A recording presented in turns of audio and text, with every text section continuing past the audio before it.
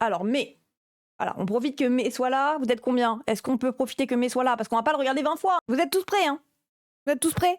Salut Emo, c'est quoi cette dinguerie? Les députés de LFI qui comptent la perpétuité pour les pointeurs de mineurs récidivistes. Tu peux dire pédophile, du coup. En plus, moi, je suis très d'accord avec ça dit LFI. Lui, il est écolo. Oui, lui, il est écolo, mais il a expliqué la position et de LFI et des écolos. Parce qu'ils ont voté ensemble là-dessus. On se calme, on fait le calme, et on écoute. La perpétuité réelle pour les auteurs de pédocriminalité, donc sur mineurs. Le groupe des députés du Front National à l'Assemblée nationale a sorti ce visuel. Il vous dit, en gros... Bon, déjà, Mehdi, tu viens et tu me répètes quelque chose qui vient du Front National. Bon, pas cool, mais quand même. LFI et Écolo souhaitent supprimer la perpétuité pour les violeurs d'enfants. Les députés RN les en ont empêchés. Sur les députés RN, vous pensez vraiment qu'ils en ont quelque chose à foutre de la... Un peu son le fort, toujours. Un peu fort le son. Que les écologistes et nos camarades de la France Insoumise sommes opposés à la perpétuité réelle pour les auteurs de viols sur mineurs. Tout sur le fait que personne n'ira lire les amendements dans lesquels la France Insoumise et les écologistes ont voulu faire la suppression de cette perpétuité. Parce que oui, la France Insoumise et les écologistes ont demandé la... Rare move win enfin de la part de LFI sur quelque chose, une question punitive. Parce que LFI, c'est un peu du gauchisme punitif. Moi, j'avoue, là-dessus, je les suis pas du tout. Le RN qui accueille l'AI en festival, non mais déjà. Mais moi, il y a un truc de... Le RN qui accueille l'AI en festival. Non mais moi, déjà, sur le punitivisme, je suis pas forcément accordée avec LFI, quoi. J'ai cru que j'avais perdu Internet. Ta bug, Emo. Mais non, je réponds à un message. J'ai le droit de réfléchir à mon message. Oh là là. Pour le coup, la perpète pour les pédocriminels, c'est contre-productif et toutes les assos le disent. Bah surtout si tu proposes que ça et le RN sont pas vraiment du genre à vouloir abolir la culture du viol. Ils sont d'ailleurs pour la truc de... Les gars, vous êtes chelous. Je viens sur le stream des modems pour profiter de son analyse et vous faites les bouffons avec condescendants. Oui, j'avoue, est-ce qu'il y a des gens qui ont été condescendants avec Mehdi là? C'est pas le but. Sous-entend que le RN est moins concerné par la pédophilie que les autres partis. Concerné par la pédophilie ou concerné? Parce que en vrai, je t'avoue que le RN, leur seul truc pour être concerné par la pédophilie, c'est s'allier avec Zemmour pour dire « Oh là là, Zemmour !» Trop basé. Et Zemmour, il a fait ce qu'on appelle les parents vigilants. Les parents vigilants, c'est une association de parents qui font du harcèlement sur les profs, qui font de la prévention. C'est quoi? Prévention au consentement aux enfants. C'est le mot consentement, j'allais dire concernement. Éducation sexuelle, quoi? Non. Oui, effectivement, on appelle ça de l'éducation sexuelle. C'est de l'éducation à la vie affective et sexuelle, si tu préfères. C'est expliquer aux enfants qu'est-ce que ton corps, quel est le corps des autres, qu'il faut dire oui avant que les adultes n'ont pas à toucher ton corps quand tu es un enfant. Politique et économique est une pour l'instant assez basé, hein, dire à quelqu'un que ça, c'est à moi. Là, moi, je suis contre la pédocriminalité, moi aussi. Merci, Klopp. La loi, effectivement, la loi Evars, qui est de dire aux enfants que leur corps leur appartient, que les adultes n'ont pas le droit de le toucher. Ça, c'est mon corps. Mon corps, tu ne le touches pas. Attendez, il faut que je retrouve la vidéo de mon corps, tu ne le touches pas. Mon corps, tu ne le touches pas. Mon corps, il est à moi. Et tu ne le touches pas. Quand j'étais en train de marcher dans le rond, bah, il me tapait les fesses. Est-ce qu'on a le droit de faire ça? Non, non. Est-ce qu'on a le droit? On a le droit de taper les fesses des copines et des copains dans la cour? Non. Mes fesses, c'est à moi, tu ne le touches pas.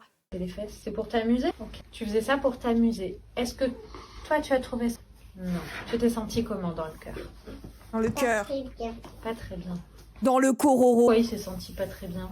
Peut-être parce que... J'écoute quelqu'un qui lève le doigt. Parce que ça le rend triste. Ça l'a rendu triste? Pourquoi il ne s'est pas senti très bien quand on lui tape les fesses? Parce que ça les dérange. Ça l'a Ça dérangé. le dérange? Est-ce qu'on a le droit de toucher les fesses de quelqu'un Non, d'autre? d'abord on demande. Ah, on demande? C'est son corps. Ben On oui. touche pas à son corps. Exactement. Enfin. C'est son corps. Les fesses, c'est une partie du corps de l'autre qu'on ne touche pas. Moi, je peux toucher mes fesses. Elles sont à moi. Mais C'est mon corps. J'ai le droit. Mais est-ce que je peux venir toucher les fesses? Non. C'est ton corps. Tu as le droit de décider. C'est pas un jeu. D'accord? Ton corps, il est important. Et tu dois le préserver. Et si quelqu'un veut faire quelque chose qui ne plaît pas à ton corps et qui ne te plaît pas, tu dois dire non. Non. C'est mon corps. Il est à moi. Et tu ne le touches pas. On va le redire ensemble. C'est mon corps. Il est à moi. Et tu ne le touches pas. Bon, les droitards sont contre ça. Il y a littéralement une association lancée par Zemmour qui s'appelle Attention parents vigilants, qui est pour harceler et diffuser les noms des profs qui font ça, pour qu'ils subissent du harcèlement de la part des parents qui sont contre ça. C'est pour ça qu'ils vont vous appeler ça de l'éducation sexuelle pour les enfants. Et ils vous font croire, en soi, c'est de l'éducation sexuelle, moi ça me va. Hein. Éducation sexuelle ou consentement. Parce que techniquement, le sexe, c'est le consentement. Un enfant ne va pas faire le sexe, je vous rassure. Mais il y a des enfants qui agressent d'autres enfants. Et parfois, pour eux, c'est normalisé. Vous pensez vraiment qu'un enfant, il a des pulsions sexuelles? Ils ne sont pas contre ça précisément, tu le sais bien. Ah, ils sont contre quoi d'autre, Virtual City? Que c'est ces profs-là qui se font harceler. C'est l'éducation au consentement, dès la maternelle. C'est là où il y a des violences sexuelles. Et ce n'est pas aux parents d'apprendre ça à des enfants. Pourquoi? Parce que 90% des violences sexistes et sexuelles se passent dans le cadre de la famille et des proches. Ils n'apprennent pas à dérouler des capotes sur les bananes avec la bouche. Non! Mais depuis là, trop bizarre. Mais je le sais très bien. Excusez-moi, je le sais très bien. Quand un petit panda touche le zizi d'un autre petit panda, c'est du harcèlement sexuel. Et ça les rend très tristes. Et oui, ça c'est de l'éducation au consentement, il n'y a rien d'autre. Bah non. Il va te dire, oui, non, il y a des trans, ils viennent voir les enfants et ils leur disent de faire l'amour et de changer de sexe. Non plus. Le peu de fois où il y a eu des personnes trans qui sont allées faire des concerts ou des spectacles devant des enfants, c'est uniquement pour qu'ils partent du principe que les personnes trans existent. Parce que, spoiler alerte, les personnes trans existent. Et que ce serait bien que, dès l'enfance, les enfants apprennent que les personnes trans existent. Pour ne pas les discriminer, car ce sont des personnes. Et qu'on ne frappe pas des personnes. Les personnes noires existent. Les enfants doivent apprendre très jeunes que les personnes noires existent. Parce qu'on ne discrimine pas les personnes noires. On appelle ça la ségrégation, ce n'est pas bien. Attention, le racisme, c'est non. Voilà, vous avez d'autres choses à apprendre? Que les discriminations, c'est pas bien, etc. Bref, on en revient du coup à la peine de perpétuité. Oui, et les personnes gays existent. On peut le dire aussi aux enfants, hein, ils ont le droit d'aimer qui ils veulent. Mais non, et voyons, les enfants ne voient pas les couleurs. Et oui, c'est vrai. Insoumise et les écologistes ont voulu faire la suppression de cette perpétuité. Parce que oui, la France Insoumise et les écologistes ont demandé la suppression de cet article, de cette perpétuité réelle. Mais devinez quoi? Bah, ils ont expliqué pourquoi. Et ça, bizarrement, ni le visuel du Front National, ni les médias d'extrême droite ne vont expliquer. Nos camarades de la France Insoumise expliquent que cet article crée une différence entre les viols sériels sur mineurs et les viols sériels sur majeurs. Leur critique, c'est de dire que cette distinction n'a pas de sens juridiquement. Et ça veut dire aussi que les auteurs de viols en série sur des majeurs ne risqueraient pas, eux, la perpétuité. De notre côté, chez les écologistes, en tout cas nos camarades députés, ils disent, eux, on ne peut pas mettre des années de prison, ça ne résout pas et ce n'est pas dissuasif. Et là, c'est pas une opinion, c'est factuel. C'est ce que montrent d'ailleurs des décennies de recherche et d'études criminelles. L'effet dissuasif des auteurs de pédocriminalité vient surtout de la probabilité d'être arrêtés, identifiés et condamnés. Et oui, effectivement, dans les pays où il y a des crimes de perpétuité, des crimes sévères et des crimes encore pires comme la peine de mort, etc. Ce n'est pas pour autant que les gens ne passent pas à l'ex. Au contraire, on sait que dans ces pays-là, par rapport au ratio et au prorata de nombre de personnes, il y a quand même plus de crimes, notamment aux États-Unis. Il y a quand même plus de délinquance et de crimes aux États-Unis, malgré le fait que les peines soient plus lourdes. Pourquoi? Parce que les peines ne sont pas décidées, ne sont pas prohibitives. Enfin, c'est pas parce que tu sais qu'il y a des peines que tu fais pas le truc, en fait. Au contraire, c'est pas à cause de ça. Mais bon, quand tu vois comment les dossiers Epstein sont traités, ça ne dissuade pas trop de faire des VSS. Mais ça non plus. En vrai, c'est pas parce que les cas sont pas... Vraiment, les peines ne dissuadent pas. Sinon, personne ne ferait rien. Sachez-le. En vrai, si ça marchait aussi logiquement que ça, les gens ne feraient rien du tout, jamais, et on serait dans le meilleur monde. Moi, ça m'irait... Punition n'est pas ni réparation ni prévention. Oui, c'est ça. Après, les gens pourront toujours te dire, oui, mais on peut toujours faire les deux. On peut punir et faire de la prévention. Ce n'est pas fait, parce que vous êtes uniquement concentré sur la punition comme quelque chose qui provoque une réparation. Alors que c'est faux, en fait. En absolu, en proportion. Je viens de te dire au prorata, donc ça veut dire en proportion. Tu prends aussi cher pour un viol que pour un meurtre, autant faire les deux, planquer le corps et espérer qu'il ne soit pas retrouvé. Alors, sache que c'est un argument qu'on m'a dit récemment de « Oh là là, il faut pas punir les gens ». La privation de liberté empêche le passage à l'acte. Non, le passage à l'acte a déjà eu lieu. Premier degré. Encore une fois, cette réflexion elle est totalement bête. C'est pas parce que tu prives de liberté une personne qui a déjà fait quelque chose que ça ne va jamais se répéter dans le monde. Alors cette personne ne va rien faire, peut-être, ne va plus rien faire, c'est pas pour autant que tu stoppes la boucle. Genre, si d'un coup on se met à tuer tous les tueurs, bah il y aura d'autres tueurs.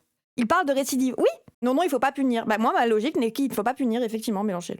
Je parle de récidive. Effectivement, vous ne parlez que de récidive quand vous dites ça. Vous ne réfléchissez jamais à d'où ça vient et quelle est la vraie responsabilité. La responsabilité n'est pas qu'individuelle, même si... Par contre, pourquoi un pédophile peut violer aussi facilement un enfant? Pourquoi la société ne protège pas les enfants? Pourquoi la société n'empêche jamais que ça arrive? Peut-être qu'il faut y réfléchir aussi, elle est où la responsabilité de l'État dans ce que vous dites? Pourquoi les enfants ne sont pas protégés et écoutés dans notre société? Pourquoi on n'apprend pas aux enfants à être des adultes Et je suis pas en train de dire avec des adultes en mode ils peuvent faire l'amour, juste à ce qu'ils soient écoutés, à ce qu'ils aient une vraie place dans la société. J'ai pas envie que les récidivistes ressortent rien à foutre de la réinsertion pour ce sujet. Bah, Mehdi, c'est facile d'être pour la réinsertion uniquement. Peu importe ce qui lui est arrivé, je veux pas d'autres victimes, il y aura d'autres victimes.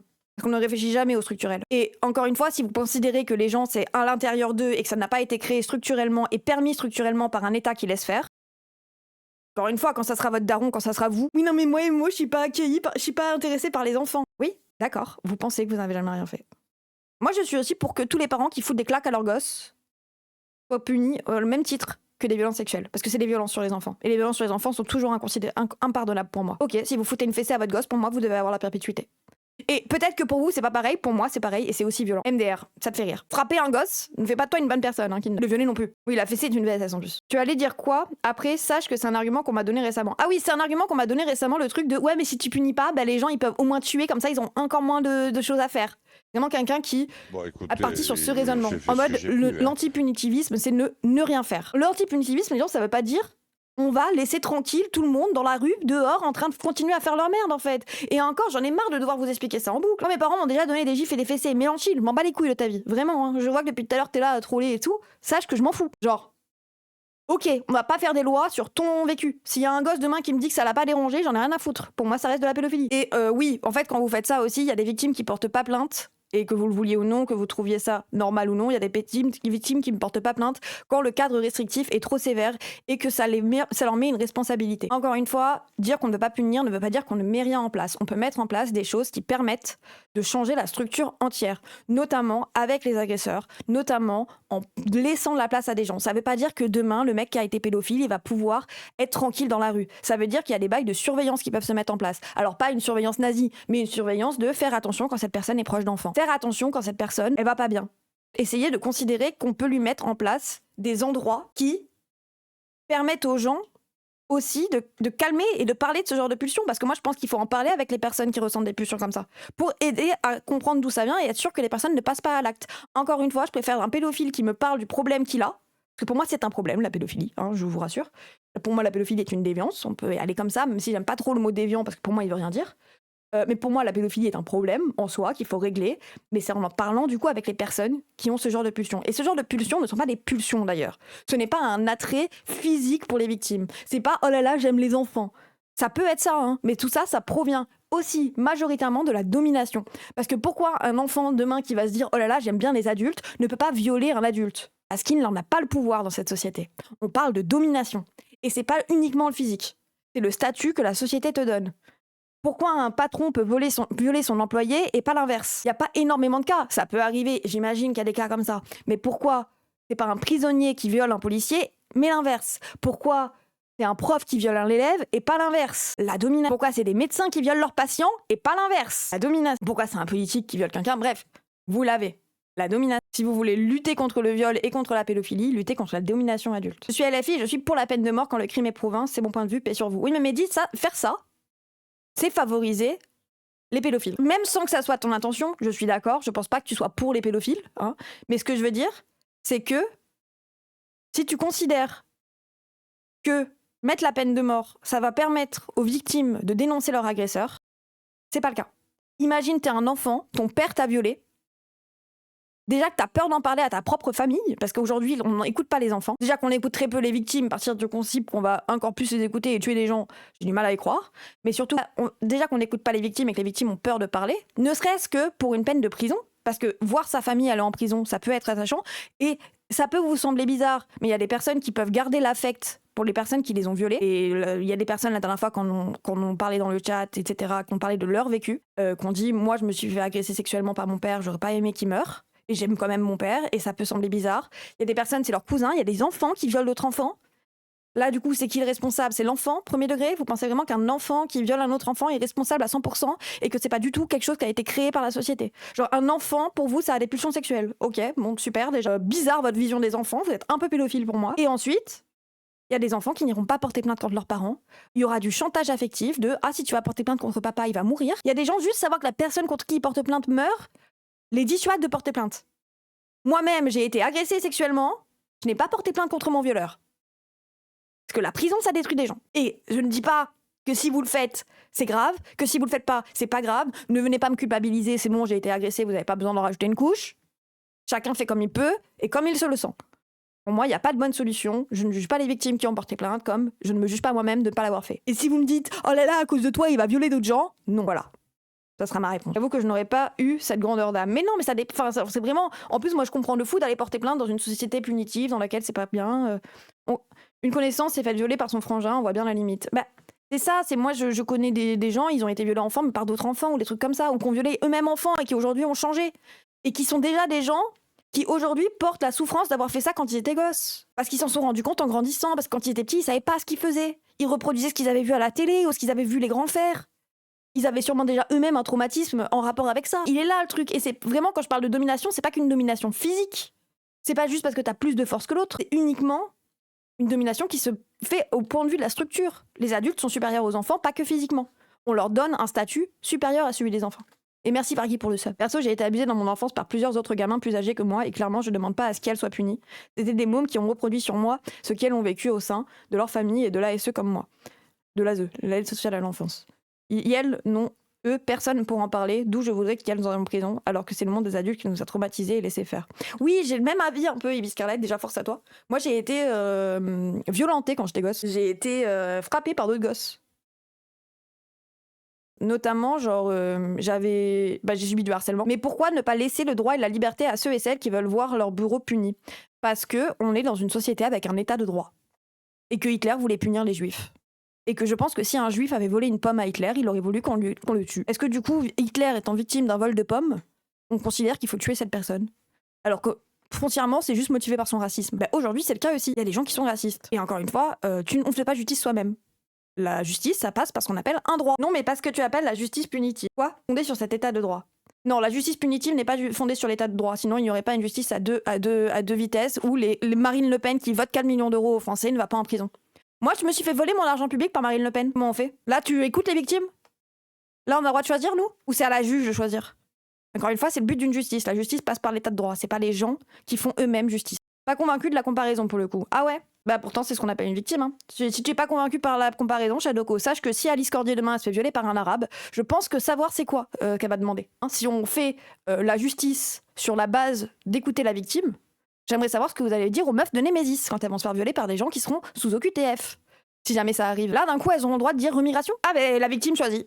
Moi, vraiment, les gens qui me mettent en avant le truc de la victime, déjà, pour moi, vous responsabilisez les victimes. Hein, parce qu'en tant que victime, tu n'es pas à être censé faire une justice en bonne et due forme, bien gauchiste, bien rationnelle, en ayant réfléchi tous les tenants et les aboutissants. En tant que victime, j'ai le droit de vouloir que mon agresseur meure, sans que ça ait des faits. Vous voyez ce que je veux dire?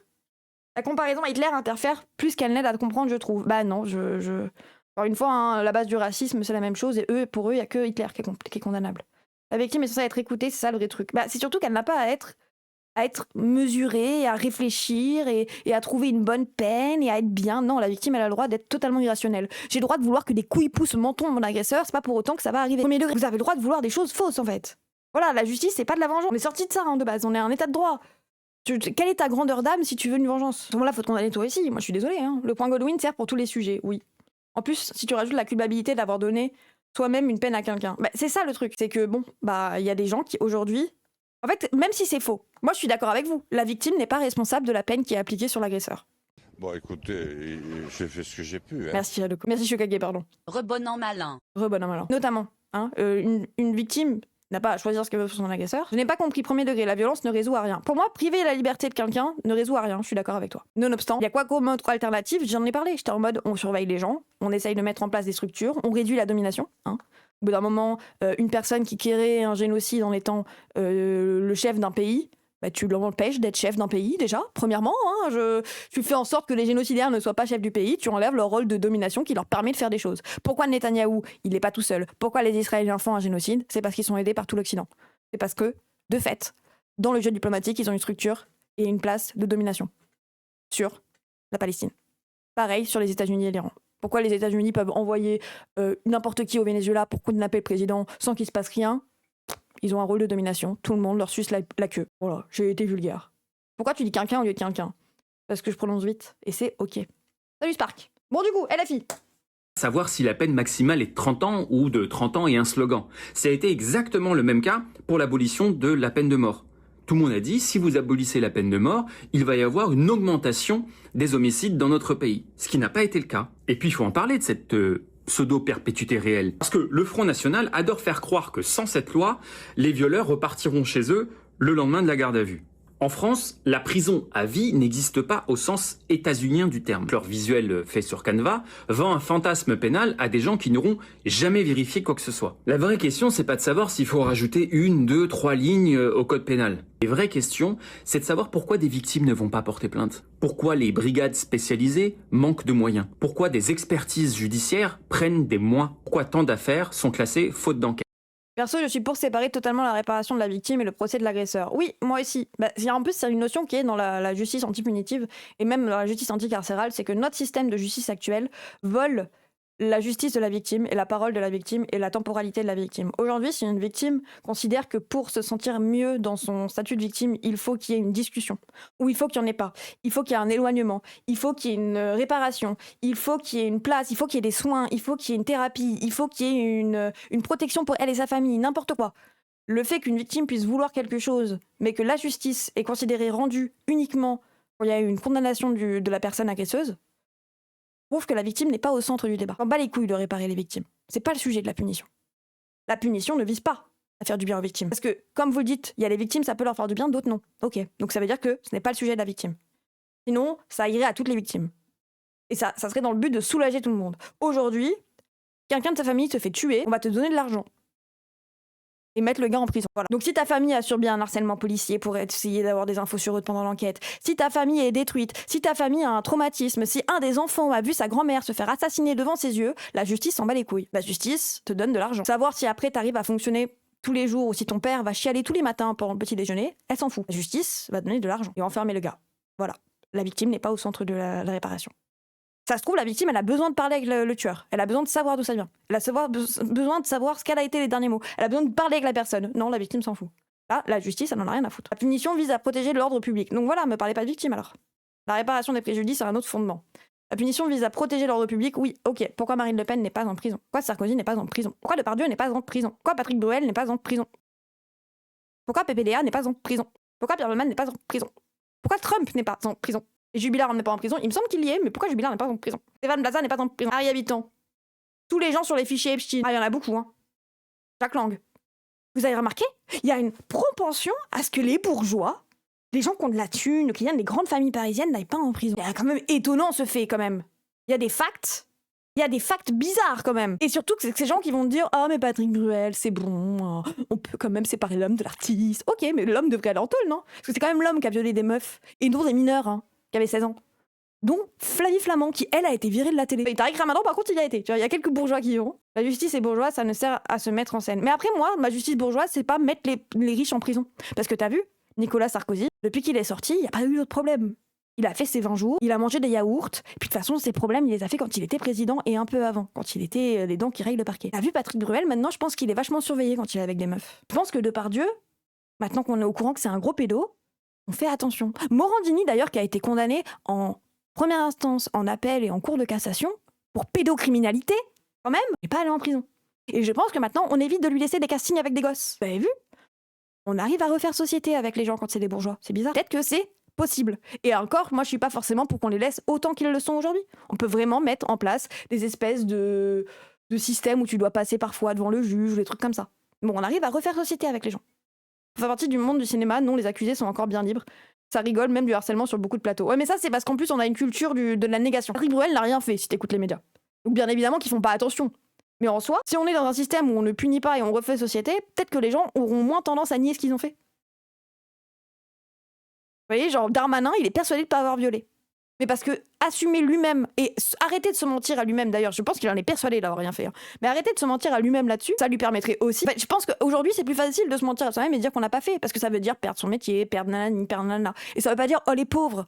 Ça veut dire, je pense que les gens ne sont pas dans les meilleures conditions pour ne serait-ce qu'avouer. Et parfois, quand t'es victime, je peux vous jurer que c'est pas dans tous les cas. Parfois, quand t'es victime, que la personne l'avoue devant toi et que t'arrêtes de te sentir folle. Et là, je vais parler d'un crime qui est totalement autre. Mais est-ce qu'il y a Tu affirmes que Darmanin a violé? Non, j'affirme ce que la justice a dit, c'est-à-dire qu'il n'est pas coupable de viol, il est présumé parce qu'il y a eu non-lieu, bien évidemment. Il est présumé avoir violé. En tout cas, ce qu'on est sûr, c'est qu'on ne peut pas qualifier ça de viol, parce que la définition de viol, à l'époque, n'était pas la même qu'aujourd'hui. La définition de viol n'incluait pas le consentement libre et non faussé. C'est comme les trucs des marchés, libre et éclairé. C'est-à-dire qu'elle a quand même reconnu qu'il avait fait du chantage au sexe et qu'il avait dit si tu veux cet appartement madame il va falloir sucer ma queue, techniquement un peu ce qu'il a dit. Effectivement ça n'a pas été reconnu comme un viol. Après c'est ton avis pour toi de ne pas qualifier ça comme un viol. Moi à mon sens c'est un viol, voilà. Si la justice venir me chercher je serais capable de le dire. La justice a dit Darmanin pas de vague, c'est Macron. Et oui, ça reste de la coercition. C'est les messages, les preuves et ils les ont reconnus les preuves, donc bon. Et oui j'ai essayé de suivre le procès, ce que tu n'as sûrement pas fait Mélenchil. Mais bref pour vous dire je veux parler par exemple du harcèlement scolaire. Le harcèlement scolaire, est-ce qu'il y a des gens qui ont été harcelés quand ils étaient plus jeunes, notamment à l'école? De violences, même des violences sexuelles, sexistes ou quoi que ce soit quand ils étaient petits? Non, oui. Est-ce que les personnes qui disent oui, parfois vous avez eu peur d'en parler parce que vous avez peur qu'on vous dise que c'était faux? Qu'on vous dise que peut-être que vous en aviez fait un peu une montagne? Oh, t'abuses. On rigolait.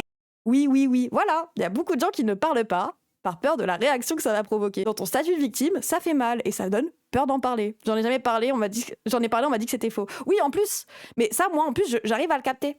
Moi, j'ai une amie de ma mère qui s'est fait violer par son père quand elle était petite et qui s'en est rendu compte très tard, très tard, adulte, avec une enfant. Et quand elle l'a dit à sa mère l'a pas cru et a arrêté de lui parler. Aujourd'hui, elle va pas très bien, cette dame. Et à ce moment-là, moi j'arrive à essayer de réfléchir pourquoi la mère réagit comme ça. Amnésie traumatique. Mais pour moi, il y a un truc de le mec est mort et dans sa tête, elle a envie de se dire, elle a pas envie de se dénier. Il y a un truc de, je pense qu'il y a une responsabilité quand t'es mère à l'idée que ton mari ait violé ton enfant et que tu préfères te dire que c'est pas arrivé sans vouloir. Ce qui est un truc totalement inconscient, tu vois. Mais ce truc de, vas-y frère, je préfère me dire que c'est faux parce que sinon ça veut dire que c'est un peu ma faute et je pourrais pas vivre avec la culpabilité d'avoir laissé faire ça sous mon toit. Alors moi, ma mère, elle s'en veut de ouf de ne pas avoir remarqué que je m'étais fait harceler quand j'étais petite.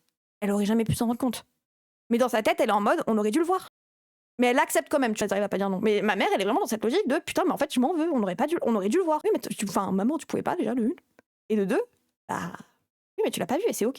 Les enfants cachent très bien. Oui, en plus, moi, j'avais des petits problèmes de dissociation.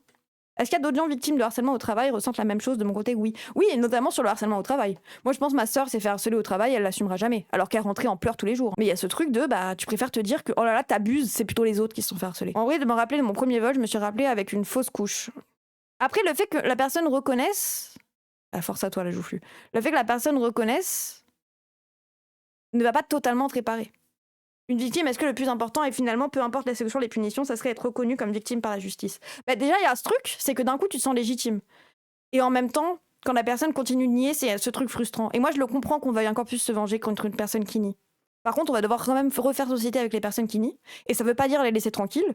Ça veut pas dire que d'un coup, ils sont free. Ça veut dire qu'on les surveille. Mais moi, la surveillance, en fait, je crois qu'en termes de société, on peut surveiller les gens. Par contre, c'est pas en les ostracisant, du coup. C'est pas en allant harceler toute leur famille pour leur dire que vous devez arrêter de lui parler, vous protégez un violeur. Non. C'est en faisant en sorte que sa famille soit là. Et continue de faire la morale là-dessus. Et continue d'être vigilant quand il est proche de personne. Parce que si tu ostracises quelqu'un, plus personne ne surveille. Surtout s'il n'a pas été reconnu par la justice. Mais bon, mais si la personne reste dans le déni, une raison de plus de le surveiller.